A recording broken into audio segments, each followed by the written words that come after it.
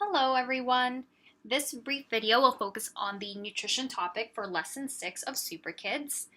In this video, we will discuss a nutrient like carbohydrate that have many current misconceptions, and that is fat. We hope that this video will help simplify this nutrient for you as we discuss sources of fat, its role in our body, types of fat, and minute substitutions we can make on a day-to-day basis with food sources of fat. Fat can seem like a very complex nutrient, and to some degree it is. There are, however, ways to tell the difference between healthy and unhealthy sources of fat. Healthy sources of fat include oils such as olive, corn, peanut, canola oils, avocados, seeds like sunflower seeds, flax seeds, nuts like walnuts, for example, and seafood.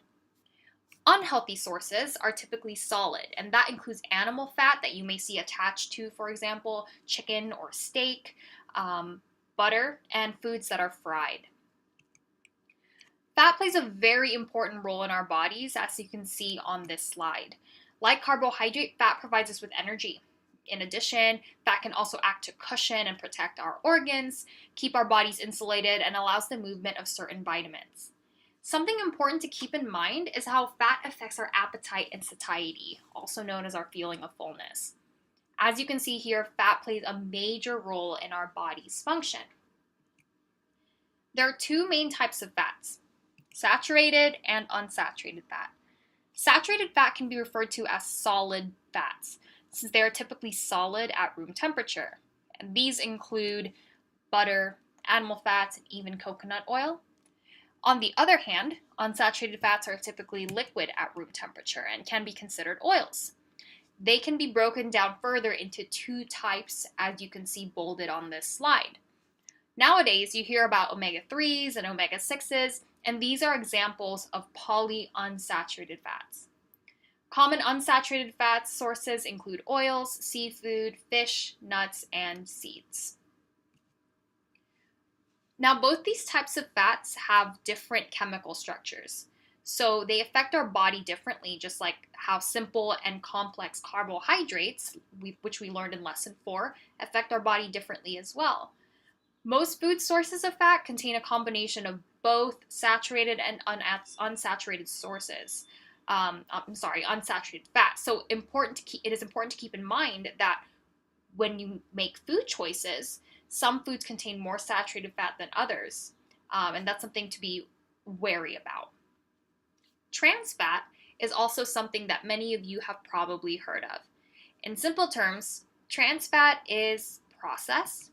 They were once unsaturated, but the process they undergo changes their structure so that they basically function as a saturated fat.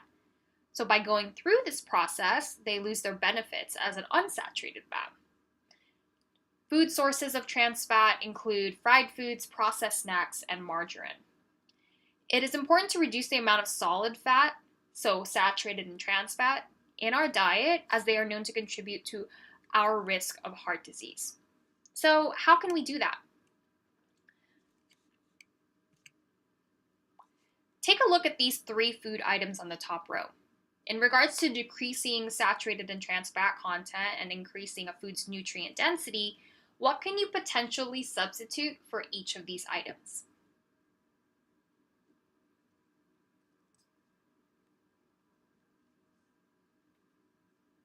Okay. So for French fries, for example, we can bake them instead. And we can also, instead of using regular potatoes, we could use sweet potatoes as fries. For butter or margarine, we could also substitute it with vegetable oils, for example.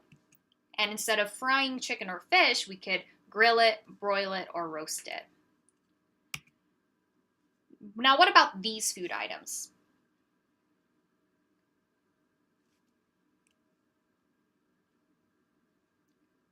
So for 2% and whole milk, we can substitute it by using fat-free or low-fat milk, or even, a different type of milk like soy or almond milk.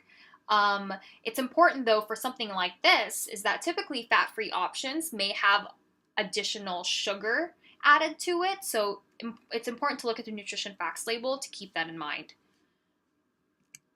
Breaded or processed meat can also be baked instead, and that's something that you could just easily make.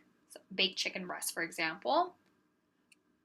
And then I think the biggest struggle of all for many of us is probably donuts, pies, or cakes. How can we potentially substitute that? I mean, if you're craving something sweet, fruit is also a wonderful option. So the next time you incorporate a fat in your meals or your snacks, aim to keep all of these in mind.